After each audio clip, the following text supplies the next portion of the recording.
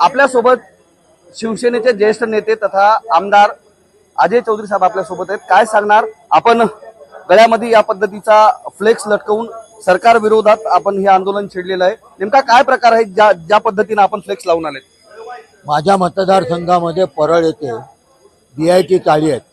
या बीआयटी चाळीमध्ये बाबासाहेब आंबेडकर 20 वर्ष वस्तीला होते, ते राहत होते आणि बाबासाहेब आंबेडकरांच्या पदस्पर्शाने महामानव घटनेचे शिल्पकार म्हणून ज्यांचं अख्ख्या जगभर नाव झालं, प्रसिद्धी मिळाली, ज्यांनी या भारतीयांना जगण्याचा खरोखर अधिकार मिळवून दिला, त्या बाबासाहेबांचं वास्तव्य माझ्या मतदारसंघामध्ये बीआयटी चाळीमध्ये होतं।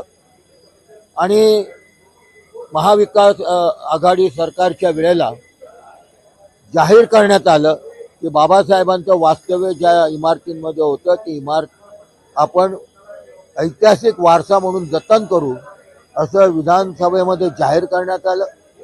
परंतु गेल्या 2-2.25 वर्षामध्ये ह्या आत्ता आलेल्या मेंढे सरकारला त्याचा विसर पडलेला आहे। तिथल्या सगळे चाळीवाले प्रतीक्षा करतायत की बाबासाहेब आंबेडकरांचं स्मारक होईल, त्याचबरोबर बीआयटी चाळीचा पुनर्विकास देखील होईल, परंतु सरकार ठोस भूमिका घेत नाही। ही महानगरपालिकेची मालमत्ता आहे।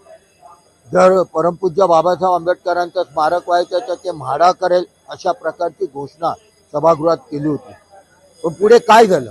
ती घोषणा अशी तर हवेत विरली, आलेल्या सरकारने त्याकडे दुर्लक्ष केलं आणि सरकारचं लक्ष वेधण्याकरता म्हणून आज पुन्हा एकदा मी हे आंदोलन करतोय की ह्यापूर्वी देखील मी पत्रव्यवहार केला होता, परंतु सरकार दुर्लक्ष करतं म्हणून मी या सरकारचा निषेध करतो। आपण संबंधित चाळीचा पुनर्विकास व्हावा या संदर्भात आपण पत्रव्यवहार सरकारशी केलेला आहे। मात्र सरकार पक्षातर्फे या विषयासंदर्भात काय विचारणा झाली का? तसा पत्रव्यवहार तुमच्याशी त्यांनी केलेला आहे? नाही, अजिबात त्यांची पद्धत नाही आहे। आम्ही केलेल्या पत्रव्यवहाराला उत्तर द्यायचं, कळवायचं अशी या सरकारची पद्धत नाही आहे। कुठल्याही प्रकारचं उत्तर आलेलं नाही।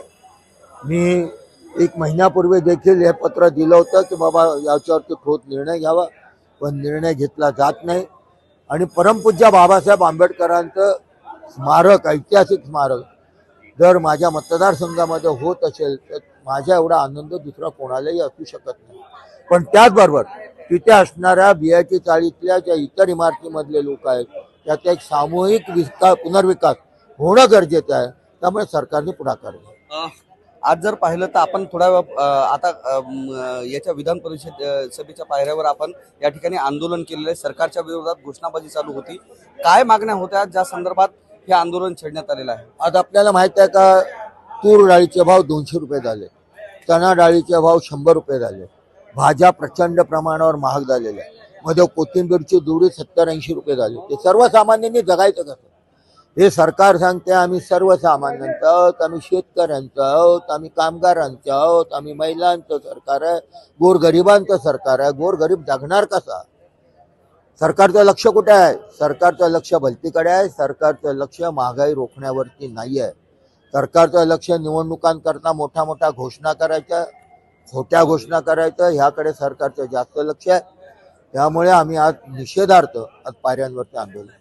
महायुती सरकार आहे, त्यामध्ये 3 पक्ष आहेत। शिवसेना शिंदे गट आहे, दुसरीकडे अजित पवार गट आहे आणि भाजप आहे। आता प्रत्येकाकडून असा दावा केला जातो की मुख्यमंत्री हा आमचाच होणार। एकनाथ शिंदेचे प्रवक्ते म्हणतात की उद्याचे मुख्यमंत्री महाराष्ट्राचे एकनाथ शिंदेच राहणार। अजित पवार गटाचे आमदार म्हणतात की गोल्डन नंबर हा आमचाच येईल आणि आमचाच आमदार राहतील, जास्तीचे सीट आमचेच राहतील। तर भाजपा म्हणते की उद्याचे मुख्यमंत्री हे देवेंद्र फडणवीसच असतील। हा दावा केला जातो। म्हणजे महायुती सरकारमध्ये मुख्यमंत्री पदाची चढाओढ लागली असं वाटते का? त्यांना बहुमत मिळेल तेव्हा ना। लोकसभा निवडणुकीमध्ये महाराष्ट्रातल्या जनतेने त्यांचं पानिपत केलेलं आहे। त्यामुळे हे मुंगेरलाल के हसीन सपने आहेत। त्यामुळे त्यांचे बहुमत आलं तर मुख्यमंत्री कोण होईल निर्णय होईल ना। या महाराष्ट्रात सत्ता परिवर्तन अटळ आहे आणि महाविकास आघाडीचा मुख्यमंत्री झाल्याशिवाय राहणार। काल T20 वर्ल्ड कप जिंकल्यानिमित्त मोठी रॅली काढण्यात आली होती। त्यामध्ये गुजरातचे गुजरातच्या बसेस या ठिकाणी आणण्यात आल्या होत्या, ज्याच्यामध्ये रॅली निघाली. मोठ्या प्रमाणामध्ये जो क्रिकेटचा चाहता वर्ग आहे तो जमला होता. त्यालाच अनुसरून गोष्ट अशी आहे की बाहेरच्या साईडला फ्लेक्स लावण्यात आलेले आहेत, मात्र त्याच्यावर सरकार पक्षातील मंत्र्यांचे फोटो आहेत, मात्र कुठेही कोणत्याही खेळाडूचा फोटो नाहीये. आपण कसं पाहता या सगळ्या गोष्टीकडे? सत्कार क्रिकेटपटूंचा आहे, वर्ल्ड कप जिंकला त्यांचा आहे का मंत्र्यांचा आहे? त्यांना प्रसिद्धीशिवाय दुसरं काही नको असते. आज महाराष्ट्रामध्ये आपण जिथे जाल तिथे बॅनर लावलेले आहे. त्यांनी एकमेकांचा फोटो देखील बॅनरवरती गायब केलेला आहे. त्यामुळे सत्कार जनता आहे, त्यांचा ज्यांचा सन्मान आपण करतो त्यांचे खरं म्हणजे फोटो लावायला पाहिजे होते. जनता पाहायला आली होती, ती क्रिकेट वीरांना आली होती, वर्ल्ड कप जिंकला त्यांना पाहायला आली होती. ते काय मंत्र्यांचे फोटो पाहायला आले नव्हते. मंत्र्यांचे फोटो रोज त्यांना टी व्हीवरती दिसत आहेत, रोज कुठे ना कुठे काही ना काय चालू असते. तर त्या लोकांना ह्या बाबतीतली काही राहिलेले नाही, लाल लज्जा राहिलेली नाही. त्यामुळे त्याच्यावर काय बोलावं, जनता त्यांना धडा शिकवल्याशिवाय राहणार. बॅनरबाज सरकार आहे का? प्रसिद्धीमुख इव्हेंटवालं बॅनर, सगळीकडे बॅनर.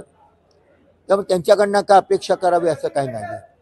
सरकारकडून आपण काही अपेक्षा करू शकत नाही, कारण हे फक्त प्रसिद्धीवाला आणि बॅनरबाज सरकार असल्याचा आरोप अजय चौधरी यांनी केलेला आहे. कॅमेरामन दीपक सह मी धनंजय सोळंके, मॅक्स महाराष्ट्र, विधान भवन, मुंबई.